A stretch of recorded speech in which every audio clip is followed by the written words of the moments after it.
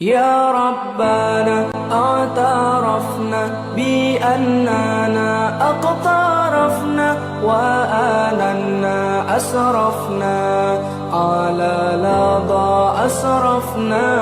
يا ربنا اعترفنا بأننا اقترفنا وآننا أسرفنا على لظى أسرفنا. فتب علينا توبة تغسل لكل حوبة واستر لنا العورات وآمن الروعات.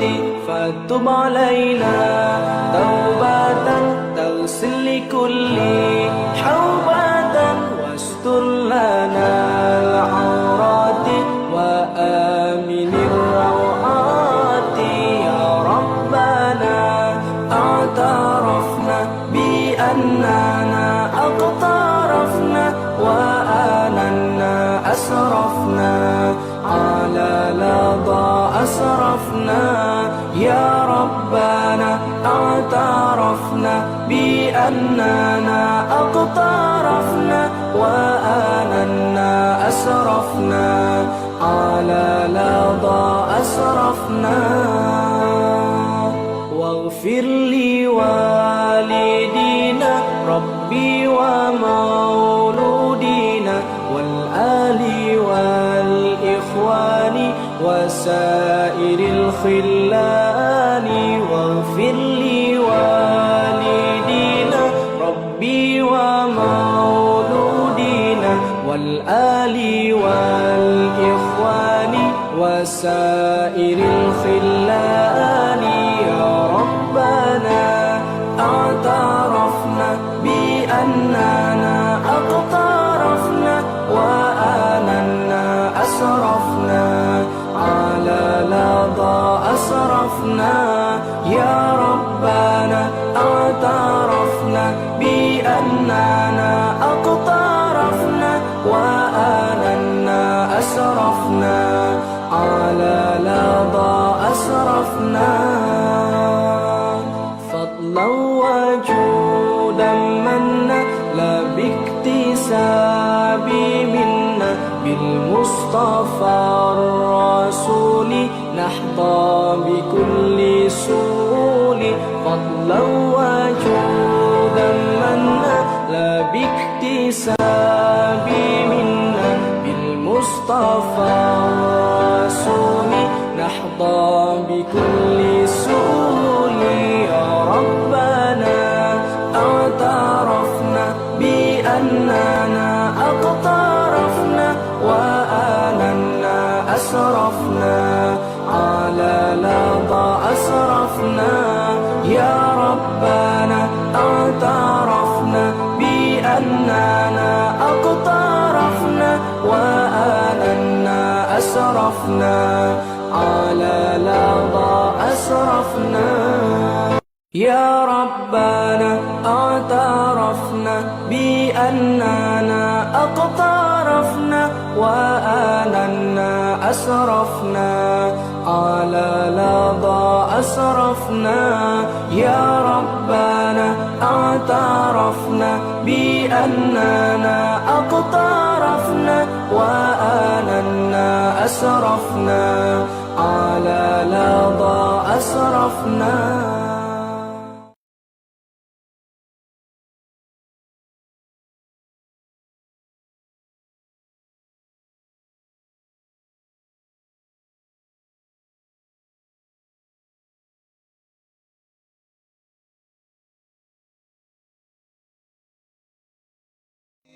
سبحان الله وبحمده سبحان الله العظيم. سبحان الله وبحمده سبحان الله العظيم.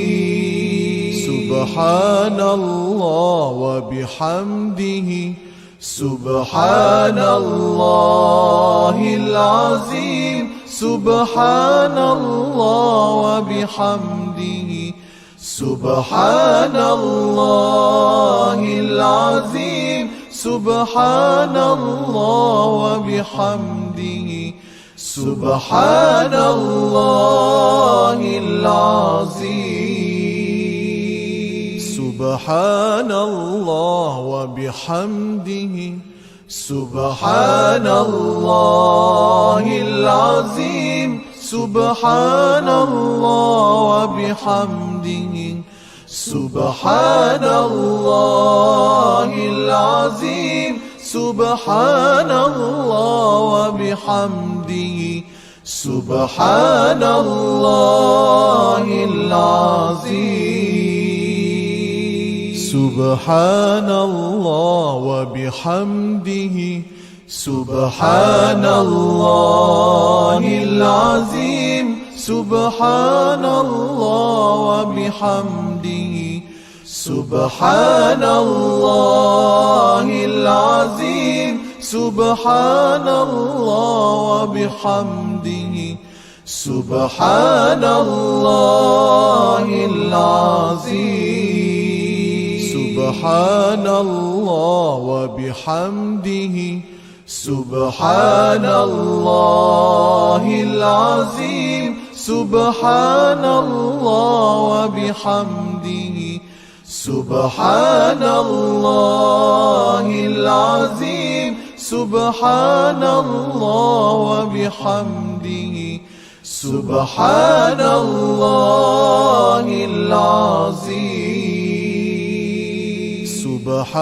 Subhanallah wa bihamdihi, Subhanallahil azim, Subhanallah wa bihamdihi, Subhanallahil azim, Subhanallah wa bihamdihi, Subhanallahil azim, Subhanallah wa bihamdihi, Subhanallahil azim, Subhanallah wa bihamdihi, Subhanallahil azim, Subhanallah wa bihamdihi, Subhanallahil azim,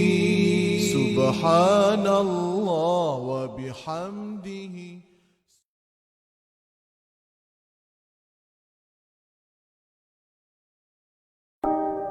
اللهم أنت ربي لا إله إلا أنت خلقتني وأنا عبدك وأنا على عهدك ووعدك ما استطعت أعوذ بك من شر ما صنعت أبوء لك بنعمتك علي وأبوء بذنبي فاغفر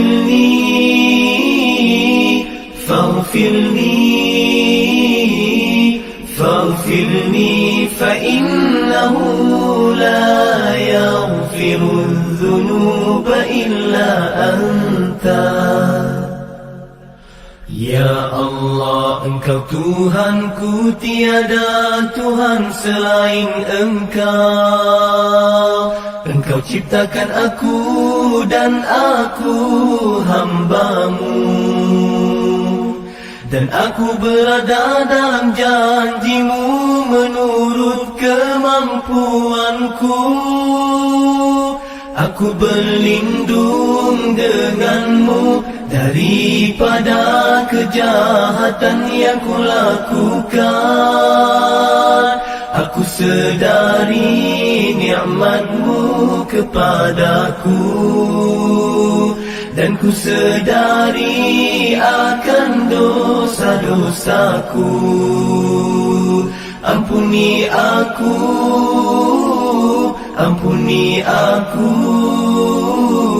Ampuni aku kerana sesungguhnya tiada yang dapat mengampunkan dosa kecuali Engkau.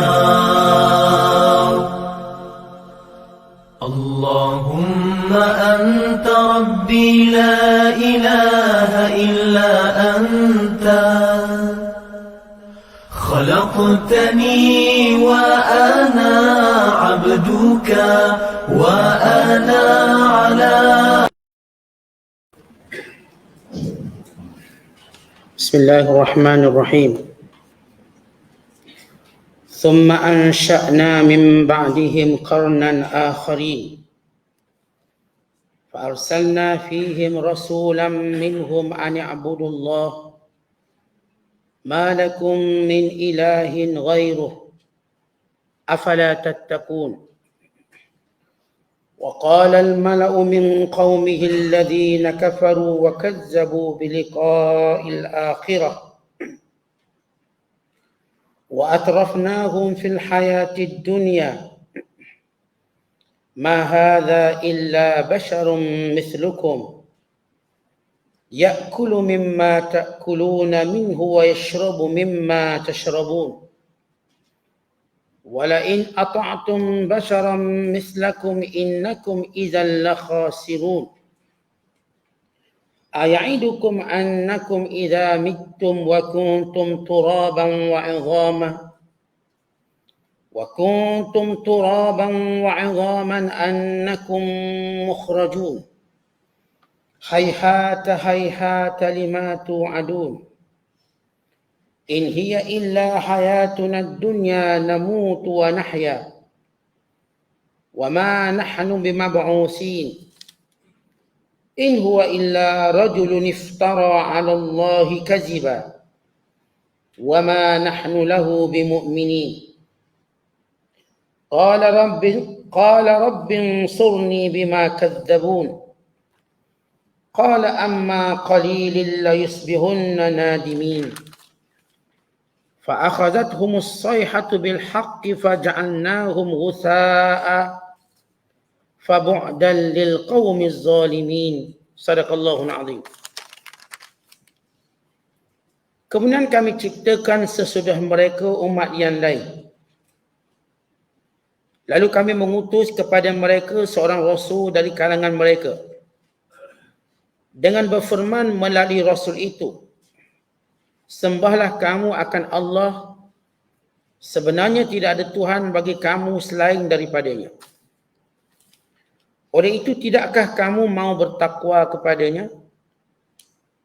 Dan bagi menolak seruan itu, ketua-ketua dari kaumnya yang kafir serta mendustakan pertemuan hari akhirat, dan yang kami mewahkan mereka dalam kehidupan dunia berkata sesama sendiri, orang ini hanyalah seorang manusia seperti kamu.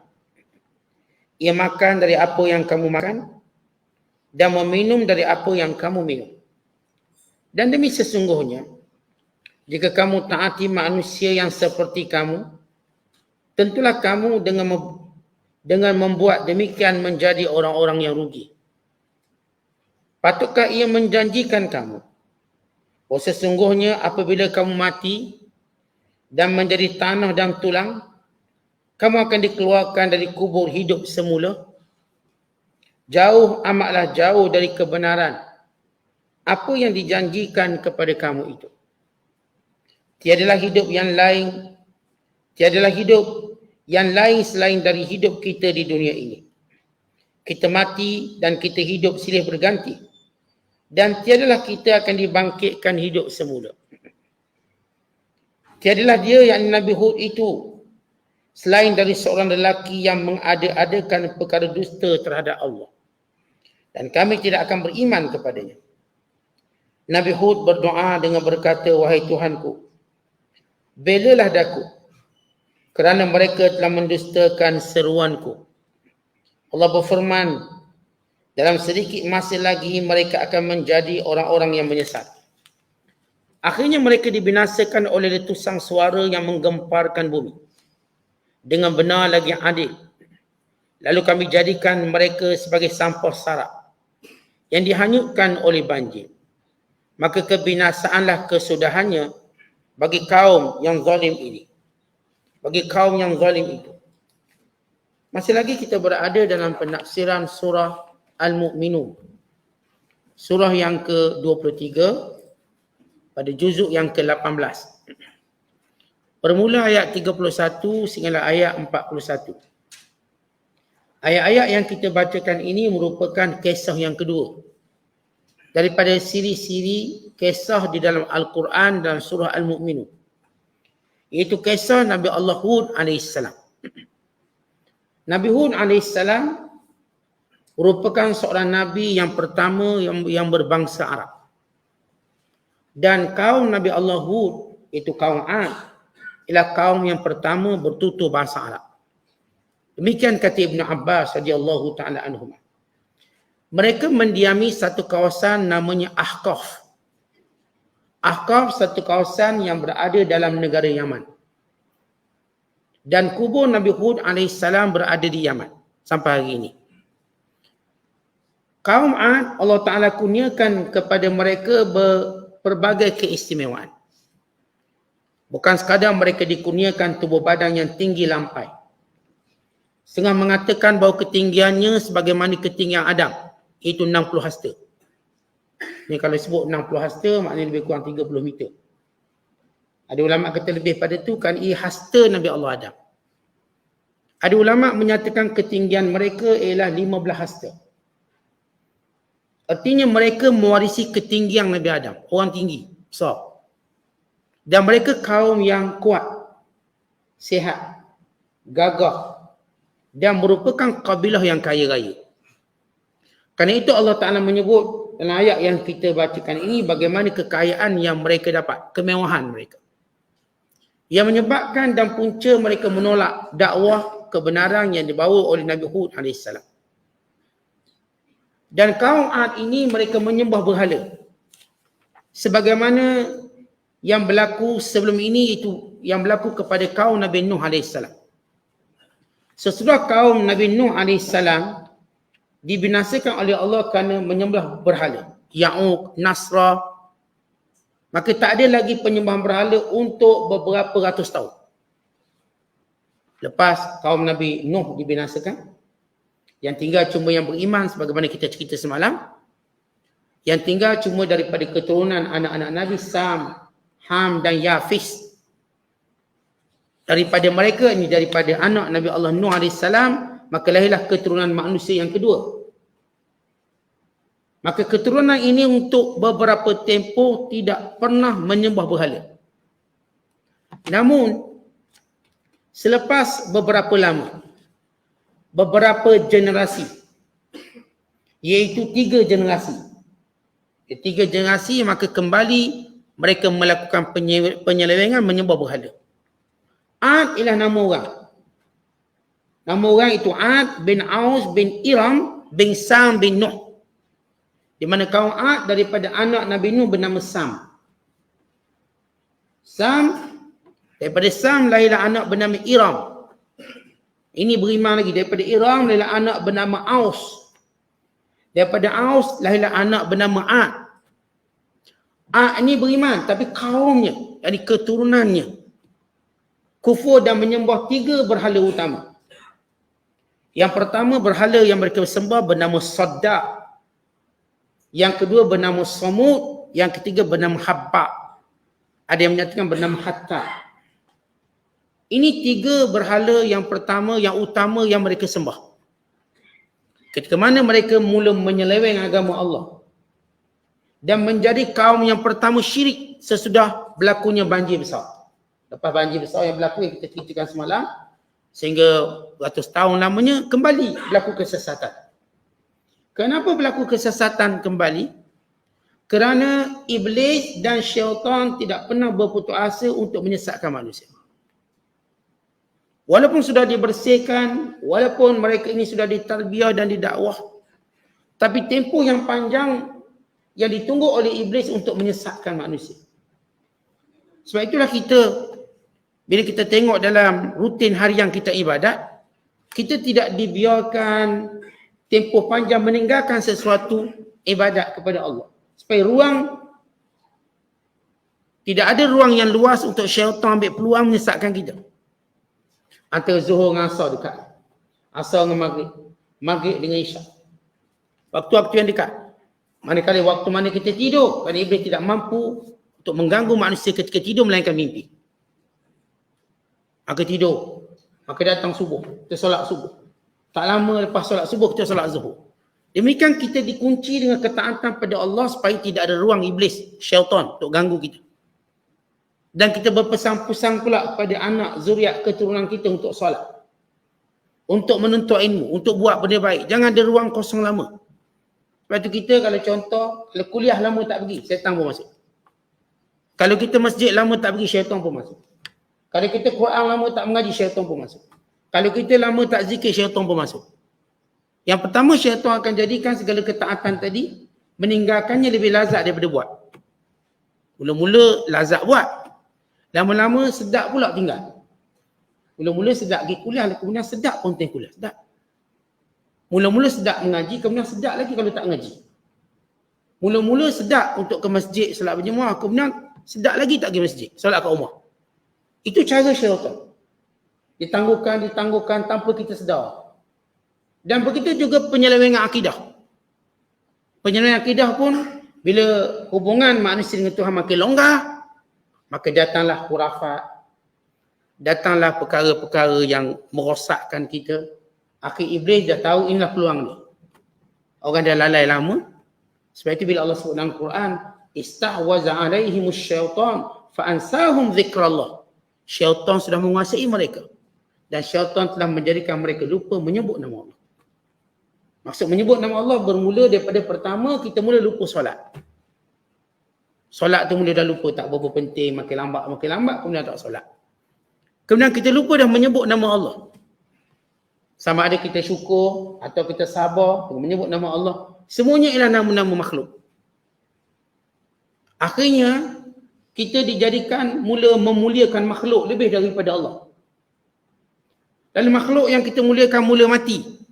Lalu kita abadikan dengan gambar, dengan patung, dengan berhala, lalu disembah. Itu cerita dia. Disembah. Kita bila makin jauh hubungan dengan Allah, berarti kita makin dekat hubungan dengan makhluk. Makin dekat.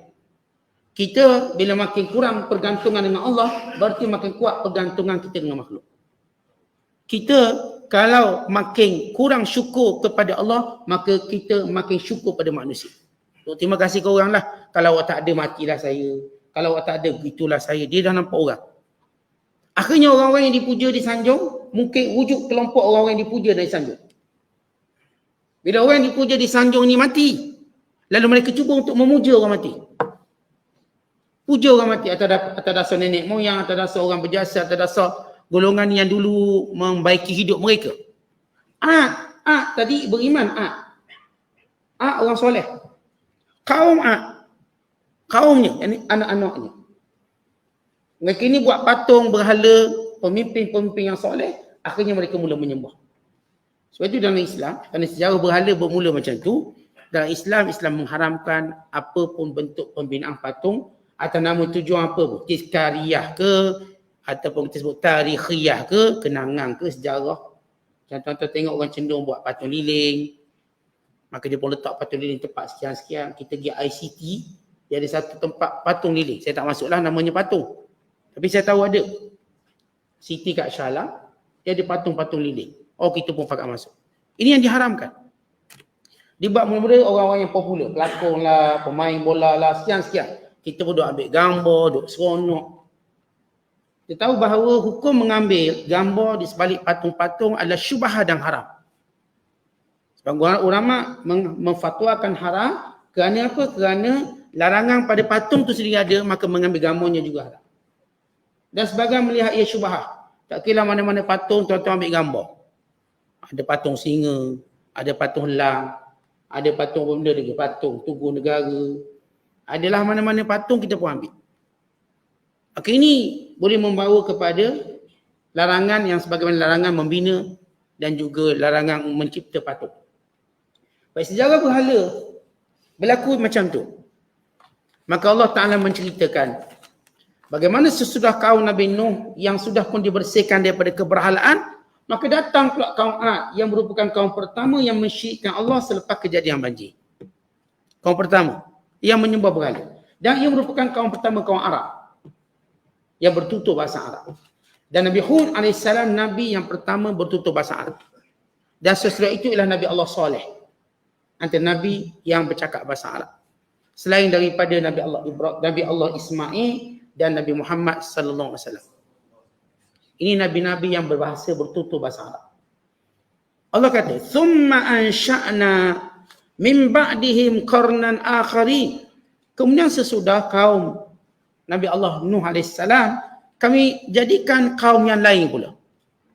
Maksudnya Allah beritahu generasi bertukar generasi, kaum bertukar kaum, maka itu ialah sunnatullah. Datang satu kaum, maka mati kaum ni, maka datang kaum lain pula, maka mati kaum ni. Demikian setiap zaman macam tu. Untuk tahun ni umat ni, yang ni umat kita, kelompok kita. Lepas tu mati pula kelompok kita, datang kelompok baru pula, anak-anak kita. Mati pula anak-anak kita, cucu-cucu kita. Demikian satu kaum itu berkongsi usia dan umur, atau disebut berkongsi kurung. Kita berkongsi ni kurung kita. Kalau jenis orang kita katakan ini kurung orang 1900. Maka orang yang dah masuk tahun 2000 ni tuan-tuan, yang lahir tahun 1900 dah tak ada dah. Tak ada dah tahun 1900 lahir. Yang ada mungkin yang paling lewat mungkin 1940, 1935, ada mula generasi baru. Sehingga habis 100 tahun, 2035 atau 2025 habis 100 tahun. Dia masuk generasi baru pula untuk 100 tahun berikutnya. Maka kata Allah selepas habis satu kaum, Allah bangkit satu kaum. Untuk menunjukkan sunnatullah tu begitu. Dan setiap bangsa ada umur. Setiap umat juga ada umur. Bukan setiap agama juga ada umur. Hatta Islam, umat Islam, agama Islam juga ada umur ni. Sampai masa Islam dah tak ada. Sampai masa Islam tak ada. Setiap benda memang Allah tentukan dia punya tarikh dia. Waktu dia. Sehingga sampai peringkat semua tak ada. Termasuk malaikat pun tak ada. Mati belaka disebabkan tiupan sangkakala. Kiamat. Kata Allah, kemudian sesudah kaum Nabi Nuh, kami bangkitkan kaum lain. Maka kaum tadi mula menyeleweng. Fa'arsalna fihim. Lalu kami utuskan di kalangan mereka. Untuk menunjukkan setiap Nabi itu memang daripada kalangan mereka. Kenapa kalau Nabi itu orang luar, mereka dengan mudah kata, kamu orang luar jangan masuk campur. Kita kan macam tu. Ni kawasan saya, kamu kawasan mana? Kamu kawasan lain. Bukan kata golongan ni YB pun YB nak tolong orang, ini bukan kawasan saya kata YB. Tu kawasan YB lain, dia pun tak nak tolong, tak ada peruntukan. Maksudnya dari sudut lokaliti, kawasan, main peranan, Rasul-Rasul diutuskan memang daripada kaum dan daripada lokaliti yang sama. Supaya mereka tak guna hujah kamu ni orang luar. Macam saya katakan dengan mudah kita, kalau orang tu orang luar, kita kata jangan campur lah kamu orang luar. Jangan campur. Kita adik-beradik gaduh-gaduh datang orang lain, kamu orang luar jangan campur. Kami ni adik-beradik. Maka kalau Nabi Allah Hud AS ni orang luar, dengan mudah mereka berkata orang luar jangan masuk campur. Tapi Nabi Hud sebahagian daripada mereka. Daripada keturunan mereka, daripada orang yang dikenali. Bukan orang yang dihormati sebelum dilantik menjadi Rasul. Dikenali. Kerana itulah faktor kerana mereka dikenali dan mereka punya, kita katakan reputasi yang baik, mereka tidak mudah ditolak. Berlaku dialog yang panjang. Sebab mereka ini orang-orang baik. Nabi-Nabi ni. Termasuk kisah Nabi kita Muhammad SAW. Orang baik. Maka hikmah Allah Ta'ala jadikan orang yang paling baik di kalangan umat tadi menjadi Rasul dan Nabi. Supaya mereka tidak tolak dengan cepat. Tapi masih terus berlaku dialog, waktu, tempoh yang panjang. Untuk menjalankan dakwah. Kemudian kata Allah, Ani'budullah, dan Nabi Allah Hud AS berkata, sembahlah kamu akan Allah, malakum min ilahin ghairuh, kamu tidak ada Tuhan yang lain, afala tattaqun, tidakkah kamu takut Allah? Kamu sembah berhala, apa yang kamu nak takut berhala ni? Ini yang menciptakan kamu Allah. Dan Nabi Allah Hud AS mengingatkan kepada kaumnya tentang kejadian yang menimpa kaum Nabi Nuh. Kerana kejadian itu dekat dengan mereka. Yaman dengan Iraq itu dekat. Dan kisah Nabi Nuh ni masyhur. Banjir yang melanda itu banjir yang masyhur. Maka bila Nabi Allah Hud kata kamu tak takut ke sebagaimana yang menimpa kaum sebelum ini? Mereka dibinasakan, mereka dihancurkan. Semua berhala-berhala mereka hancur. Maka kata Nabi Allah Hud, afala tattaqun, kamu tak takut ke? Tengok sejarah lama, tengok kejadian lama. Wa qala al-mala'u min qaumihi alladhina kafaru. Dan berkatalah pemimpin di kalangan kaum ni, yakni kaum Nabi Hud. Alladhina kafaru, yang kufur kepada Allah. Pertama, mereka tak percaya Allah. Tak percaya keesaan Allah. Wa kadzabu bi liqa'il akhirah. Yang kedua, perangai mereka, sifat mereka, mereka tak percaya akhirat. Jadi kebangkitan semua. Allah sebut 3 sifat kaum Nabi ataupun kaum Ad, yang lebih tepat kaum Ad, 3 sifat. Sifat pertama, mereka memang tak percaya keesaan Allah sebab mereka semua berada. Yang kedua, mereka tak percaya pada akhirat. Yang ketiga kata Allah, wa atarrafnahum fil hayati dunya, kami mewahkan mereka dalam hidup dunia. Faktor mereka menolak kerana mereka kaya. Orang kaya dia rasa tak perlu apa-apa. Orang kaya dia rasa dengan harta dia tadi dia boleh hidup senang lenang. Dia tak perlu siapa pun tegur dia. Dia tak perlu siapa pun ingatkan dia. Sebab dia ada harta. Maka ini penyakit orang kaya. Sebab itu kita lihat bila Allah Ta'ala nak binasakan satu kaum, yang pertama Allah jadikan orang-orang kaya tadi, kalau dia punya indikator dia ialah orang kaya. Kalau orang kaya tadi kembali pada Allah, maka Allah selamatkan negara, negeri, kawasan daripada dibinasakan. Tetapi kalau orang kayanya makin sombong, maka halalah tempat itu dibinasakan. Allah Ta'ala berfirman, inna idza aradna an nuhlika qaryatan amarna mutrafiha fafasaku fiha fahaqqa alaiha alqaul fadammarnahum tadbira. Kami bila nak binasakan satu negeri, kami suruh orang-orang kaya supaya insaf. Lalu mereka bertambah fasik. Maka tertentulah suratan untuk mereka dibinasakan, lalu kami binasakan mereka dengan sehancur-hancurnya. Maka Allah menyebut kaum Ad ni antara punca mereka kufur sebab mereka kaya lah. Kerana kaya lebih menjadikan manusia sombong. Sebab orang kaya sentiasa rasa dia tak perlukan sesiapa. Saya ada belaka. Dia rasa orang perlukan dia. Apatah lagi bila ada seorang datang nak ubah dia. Kerana orang kaya sikap dia nak ubah orang, bukan orang ubah dia. Ada orang sebut coaching. Ni orang kaya lah ubah nak ubah kita. Tapi kita nak ubah pula coach dia tak boleh.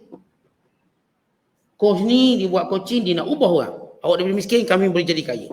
Dia tak erti main sahang, boleh pandai main sahang. Daripada tak erti melabur, boleh melabur. Ada tak orang boleh ajar coach dia tu? Tak ada. Sebab dia rasa dia boleh ajar orang. Melainkan yang bertakwa. Yang bertakwa, dia pun duduk, dia pun belajar juga. Sebab tahu dia juga perlukan agama. Tapi kebanyakan sifat secara umum. Bila orang dah mengajar orang, dia rasakan dia tak payah dia ajar. Dia tak payah dia ajar. Kerana semua orang kena ikut ilmu dia. Sedangkan kita diajar bahawa semua orang kena ikut ilmu Allah, bukan ilmu kita. Kerana ilmu kita berdasarkan pengalaman. Ilmu kita boleh berlaku kesilapan. Kerana ilmu kita dorongannya hawa nafsu. Kerana ilmu kita mendorong kita sombong. Ilmu kita berdasarkan ilmu kita ni bahaya. Tapi kalau kita buat sesuatu berdasarkan ilmu Allah, jadi semua tidak terkecuali.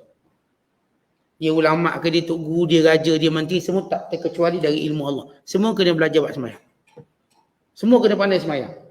Siapa pun salah sembahyang, tak kira dia tok guru, tak kira dia menteri, maka solatnya ditolak. Dia tak ada pengecualian. Dia tak ada kata, saya tok guru salah tak apa solat. Tak ada.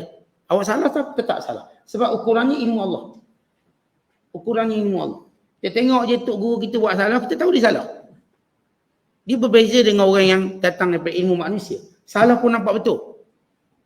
Okey, lahirlah agama-agama yang mereka-reka. Lahir millah Ibrahim.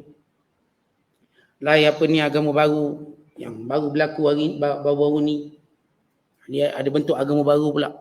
Yang dia punya pengikutnya boleh menyentuh dengan perempuan secara bebas. Tok guru ni boleh gosok-gosok anak murid perempuan ni. Dia kena sampai martabat.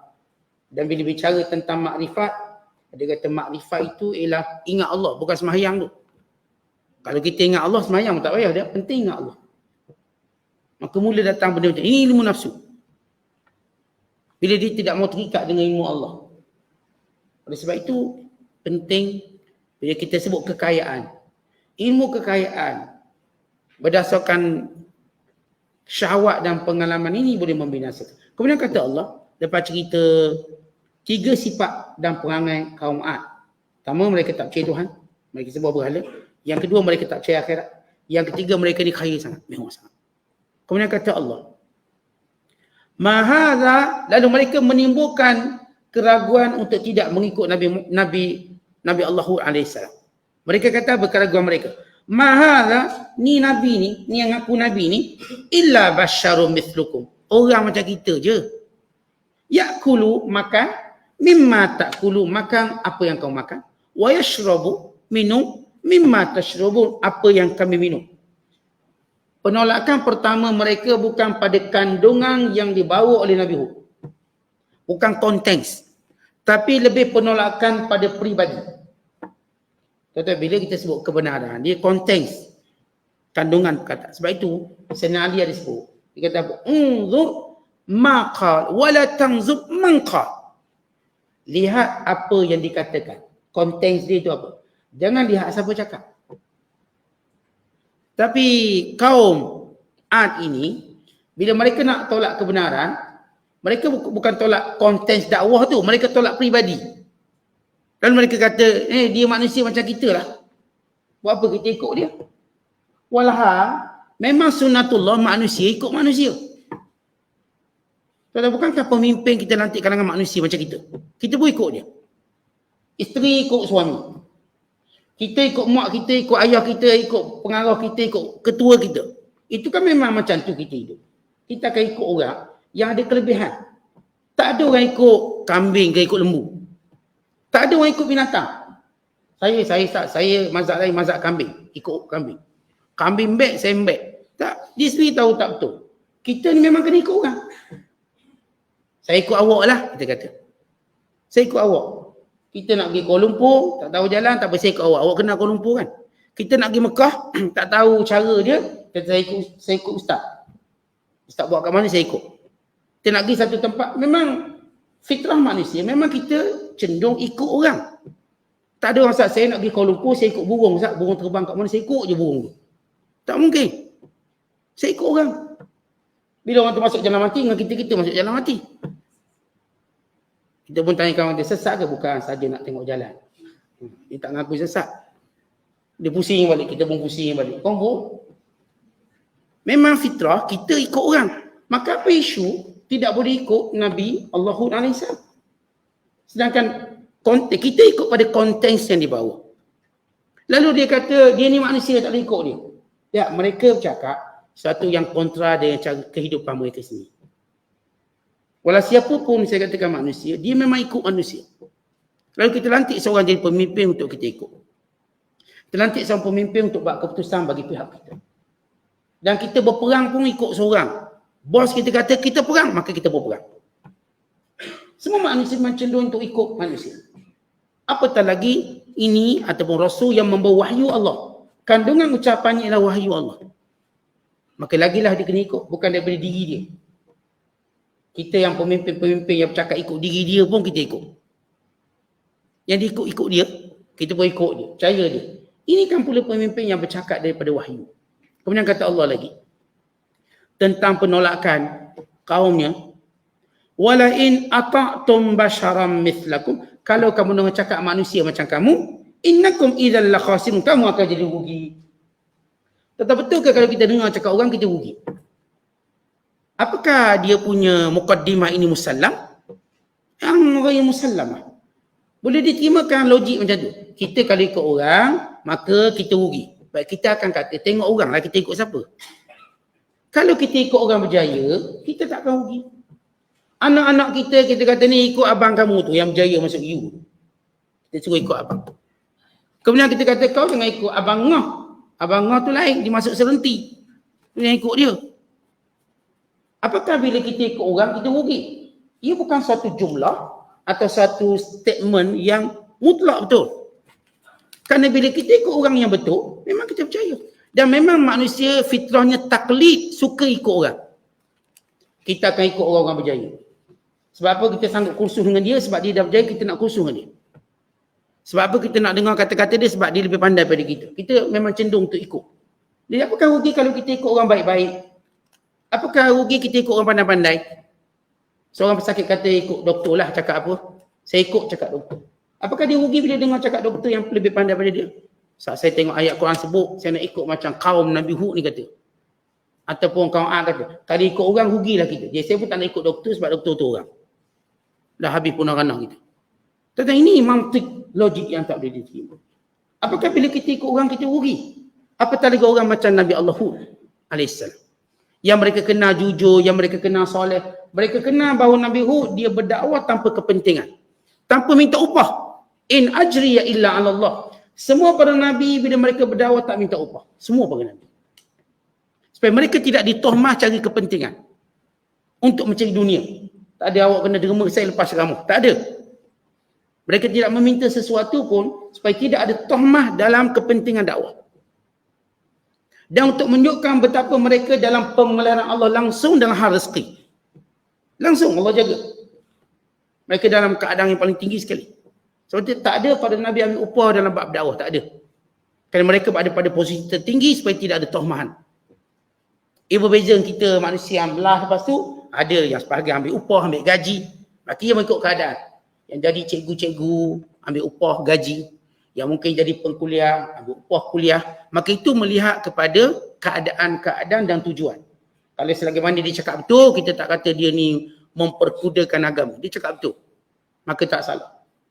Lagi mana dia tak dimang dengan melampau-lampau, kita tak kata dia ni orang yang nakkan dunia. Tapi kalau pada Nabi tak boleh. Pada Nabi tak boleh bila dakwah ambil upah. Sama sekali tak boleh. Artinya pada Nabi dia tak boleh buat sekolah agama, dia punya cikgu, dia pun ambil gaji-gaji cikgu. Tak boleh. Kita boleh. Kerana mereka berada pada tahap tertinggi sekali.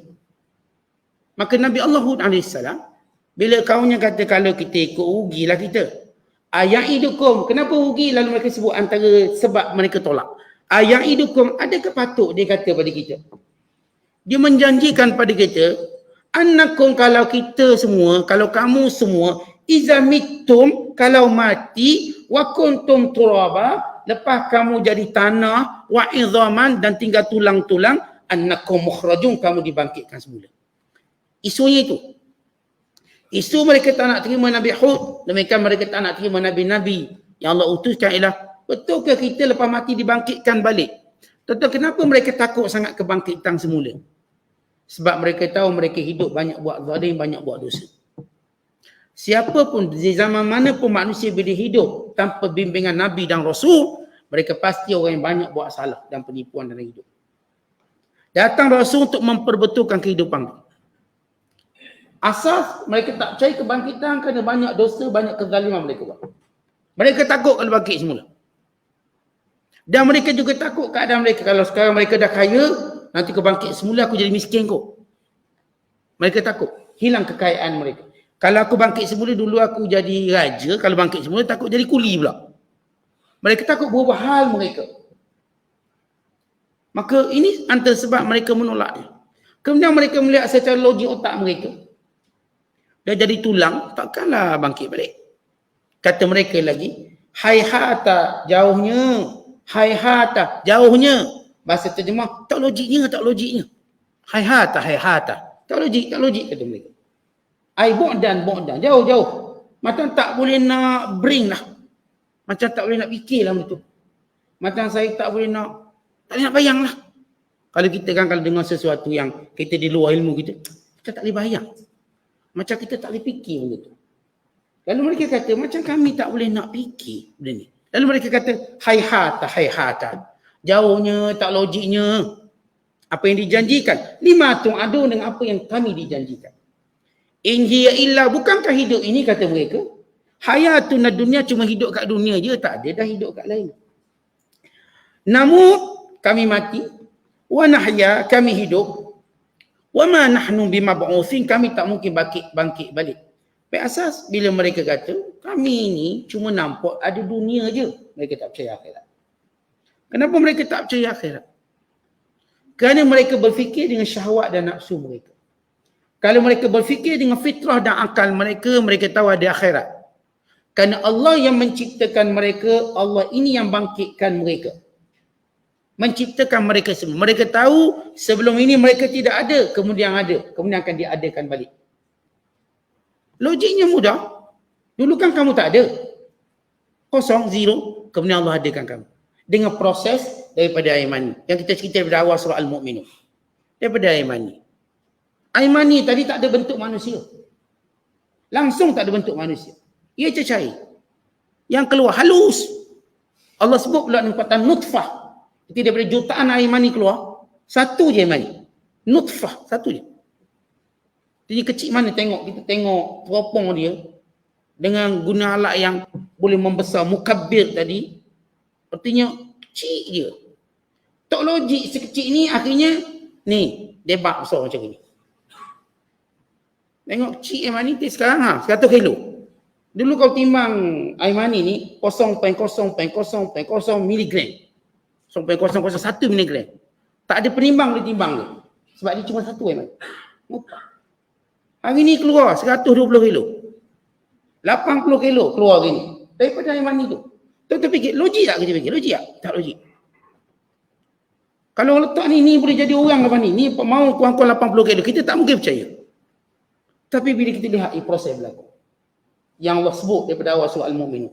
Jadi segumpal darah, segumpal daging jadi tulang. Kemudian tulang dibalut kembali dengan daging. Kemudian ditiupkan roh. Kemudian keluar jadi manusia.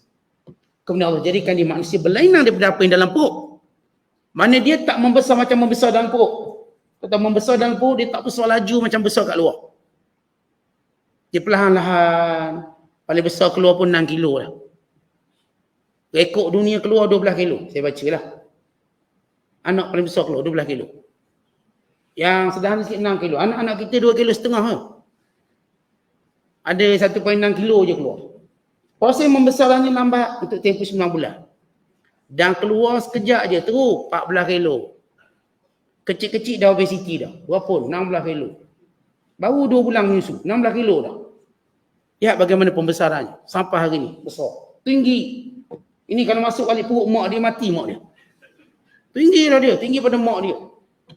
Tinggi pada ayah dia. Waktu kita lihat air mani, logik ke dia manusia? Tak logik.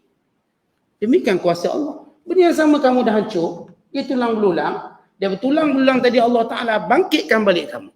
Jadi manusia sebagaimana kamu pernah jadi manusia. Bangkit untuk tanggungjawab.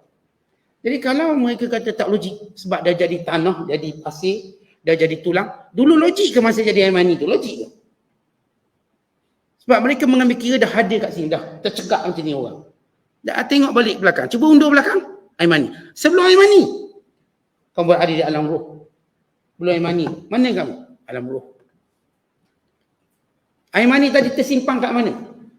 Yang Allah sebut fi qararin makin. Allah simpan di satu tempat yang terjaga elok. Terjaga elok. Perempuan ada tempat simpan benihnya. Lelaki ada tempat simpannya. Allah dah beritahu. Yang saya katakan kalau kita fikir dari awal memang tak logik pun kita boleh jadi manusia hari ni. Dan kita fikir pula macam mana pula kita mewarisi bahasa-bahasa ni. Macam mana kita tengah cakap Melayu, yang ni cakap Cina. Walau kita semua daripada keturunan Adam. Kenapa tiba-tiba ada beribu bahasa? Tetap beribu bahasa. Ni kalau kita tengok bahasa Melayu dia, dialek dia banyak mana? Dialek dia. Bagaimana berlaku ni? Tak logik kita daripada asal Adam tiba-tiba berbahasa banyak. Demikian Allah ciptakan bahasa.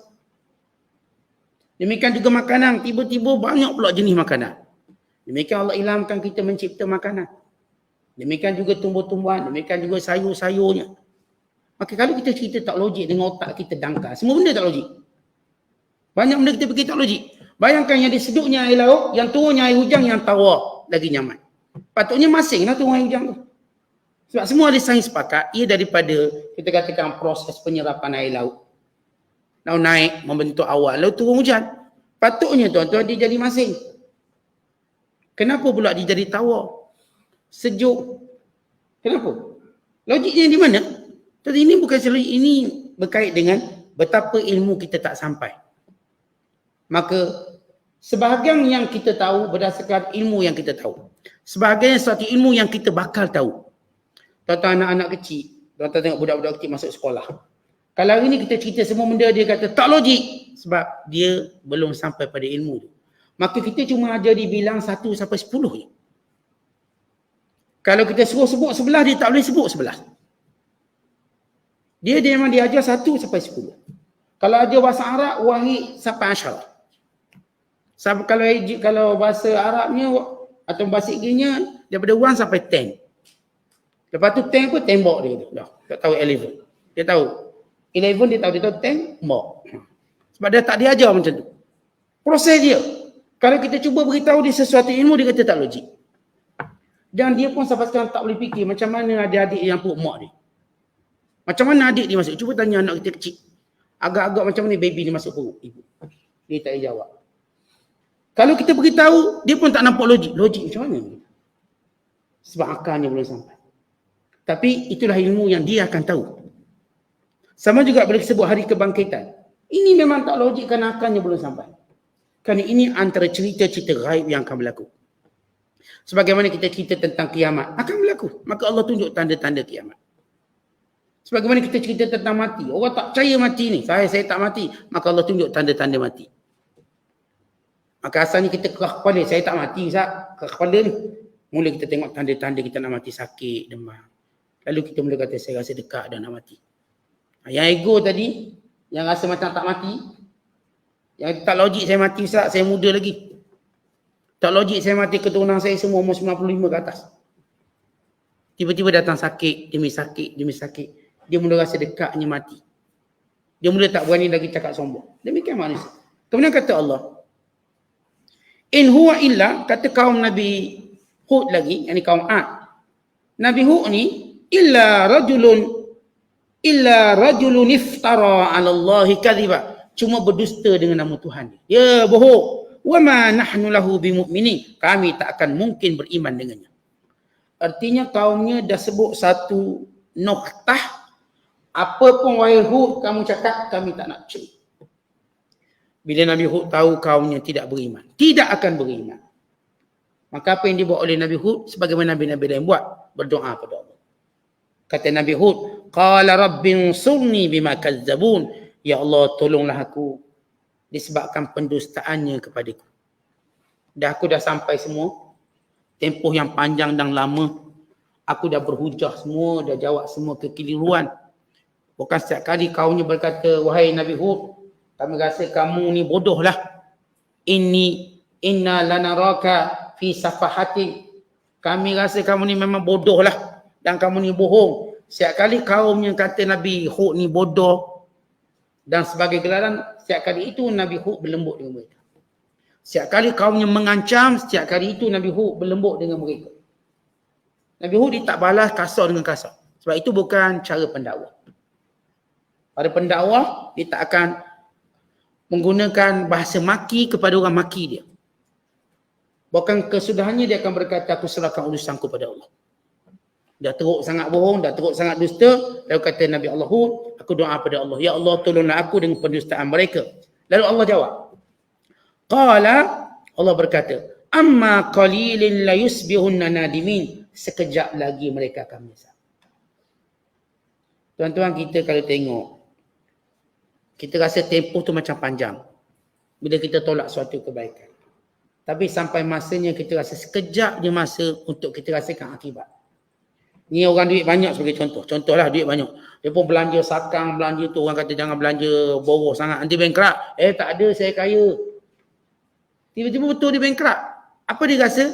Dia rasa nikmat yang dulu 10-20 tahun sekejap ni habis. Dia mula rasa sekejap je masa yang pernah dilalui pernah senang. Maka dia kata, nyesalnya kami. Contoh orang yang kita beritahu dia lah. Awak ni jangan makan ikut dan ikut usia. Awak nanti kena penyakit banyak. Tak apa Ustaz, makan je. Nak mati-mati juga. Mula-mula. Dia pun makanlah semua benda tak pantang itu dan ini. Akhirnya dia pun kena penyakit. Dia pun ingat balik. Nyesalnya saya makan benda tu. Nyesalnya saya buat benda ni. Nyesalnya saya tak ikut cakap orang tu. Nyesalnya. Maka dia mula rasa penyesalan. Dan tempoh yang panjang yang pernah dilalui untuk buat melakukan kesilapan, dia mula rasa sekejap. Tuan-tuan kita ikut pengalaman kita. Tuan-tuan kan ambil SPM. Tuan-tuan kan ambil STPM, ambil periksa. Kita kan setengah sekolah ditulis kat papan hitam tu. 200 hari lagi kita lambat lagi. 200 hari. Lepas tu yang ni pula Padang Papan Hitam tulis 199 hari. Oh lambat lagi. Kemudian tulis lagi 100 hari lagi. Lambat boleh bagi. Subjek ni 8 hari, ni 8 banyak lagi. Last sekali 2 hari lagi. Sekejap ni. Nyesalnya saya tak study awak. Mulalah. Dah gila dah study. Dah stay up, jaga malam, tak tidur, tak makan. Baru dia rasa sekejap. Waktu beritahu 400 hari tu 3 dah dia tak peduli. Dia rasa lambat lagi. Mari tinggal angka 2 hari. Dia mula berdebar. 2 hari lagi. Saya tak prepare apa lagi ni. Saya tak study apa. Akhirnya dia pun hafal jawapan sport. Bukan soalan sport, jawapan sport. Nombor 1 A, nombor 2 B. Kadang ada kawan kita dia study macam tu. Kita ni soalan sport. Okeylah soalan sport. Dia jawapan sport. Maksud soalan objektif dia hafal nombor 1 A, nombor 2 B, nombor 3 C. Dia hafal macam tu. Kalau mana-mana subjek dia pun tulis. Akhir bila buat spot check dalam kelas, daripada 40 soalan tu 5 je betul yang tu. Sebab dia hafal jawapan spot, dia pun menyesal. Ruginya masa dulu saya tak gunakan. Contoh itu kita tengok pengalaman dunia kita. Kita tak apa. Saya score untuk next exam. Next exam. Sama juga. 400 hari lagi lambat lagi. Akhirnya dia ulang benda sama hidup kita ni. Itu manusia. Apatah lagi orang yang engkar menolak perintah Allah. Perangai makin macam tu. Teruk pada tu lagi. Sebab itu kata Allah, nanti sedikit masa lagi mereka akan menyesal. Tak lama kita hidup kat dunia. Kalaupun kita ukur dengan 80 tahun, sebab umur kita baru 30 tahun, lagi 50. Sekejap je kita lalu. Lepas tu kita kata, cuba tanya kita yang sekarang umur 70. Rasa lama ke umur 70? Sekejap Ustaz, dah 71 dah saya. Sekejap Ustaz, saya dah 45. Sekejap Ustaz, saya dah ada cucu. Sekejap saya dah sekian. Tetapi akhirnya kita mendapati umur yang kita lalui cuma sekelip mata. Kalamhim bil basar au huwa aqra. Seperti satu kelipan mata atau lebih cepat pada tu. Sekejap Ustaz, pejam celik saya dah pencing dah sekarang Ustaz. Pejam celik duit pencing pun dah habis. Pejam celik dah sakit dah kita terbaring. Dah tunggu masa. Akhirnya mati. Kita mendengar kawan kita tu fulan bin fulan dah meninggal dunia. Dah habis cerita dia. Dan bermula cerita kita yang bakal habis juga. Dan tak kena ingat cerita kita pun akan habis juga kat sini ni. Untuk kita bertanggungjawab akhirat pula. Kemudian kata Allah, fa'akhazathhumus sayhah, lalu mereka ditimpa dengan musibah atau dengan bala sayhah. Apa itu sayhah? Sayhah ini tuan-tuan sekalian, kata sayhah, ila Jibril alaihissalam datang mengeluarkan suatu suara yang kuat. Kita sebut macam jerit lah. Jeritan yang kuat. Atau disebut dalam bahasa Arab, as-sautus syadid. Suara yang kuat. Itu suara kebinasaan. Iaitu suara Jibril AS. Di mana Jibril dia bertempik. Tempikan Jibril itu menghancurkan semua, mati semua. Mereka menjadi seperti sampah sarap yang dihanyutkan air. Ini malaikat Jibril, antara tugas malaikat Jibril mendatangkan azab. Mendatangkan azab. Sama ada Jibril dia nak jerit ke, dia nak buat apa, itu tugas Jibril AS. Maka Allah menyebut perkataan sayhah, fa'aqazathumus sayhah, lalu mereka ditimpa dengan satu jeritan yang kuat. Suatu suara yang kuat. Contoh kita kalau ambil mikrofon, kita pun letak kat telinga ni, jerit tu orang. Pengsan kita. Pengsan, tak percaya buat lah. Speaker talk sini, kena seorang jerit. Oi, boleh pengsan.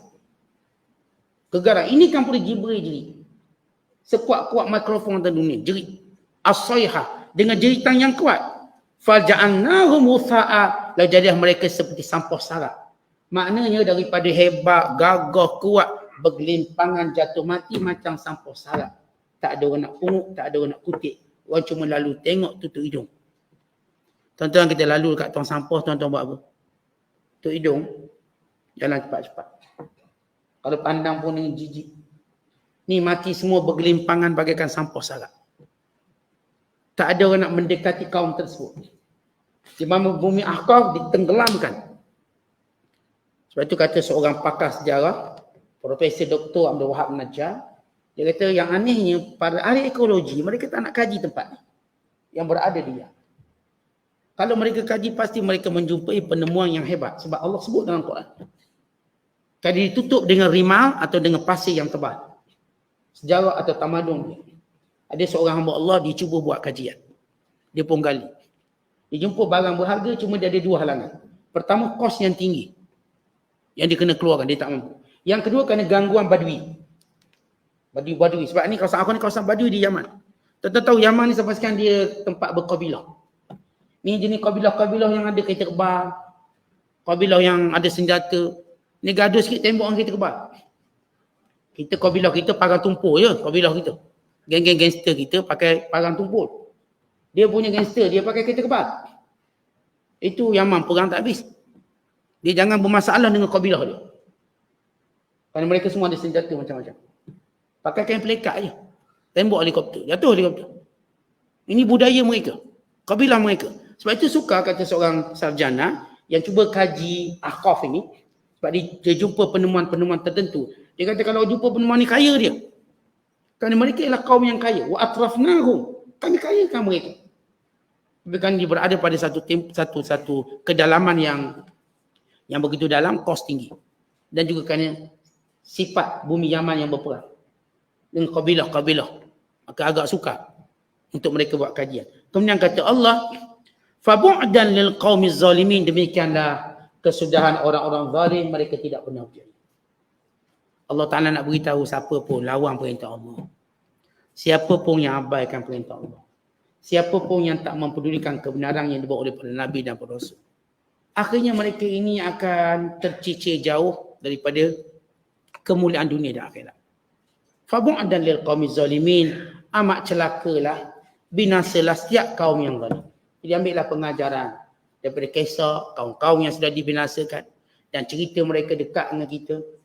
Kita hari ni boleh Google, boleh YouTube, boleh tengok, tuan-tuan boleh tengok dalam YouTube kawasan Ahqaf ini, tempat yang dibinasakan. Ini satu pengajaran kepada kita bahawa setiap manusia akan mati. Hebat macam mana pun kita akan mati. Dan ingat, kalau kita mati dalam keadaan derhaka pada Allah, maka rugilah kita. Kalau kita mati dalam mentaati Allah, maka untunglah kita. Bertuahlah kita dan berjayalah kita. Bagaimana Allah mulakan surah Al-Mu'minun dengan golongan yang berjaya.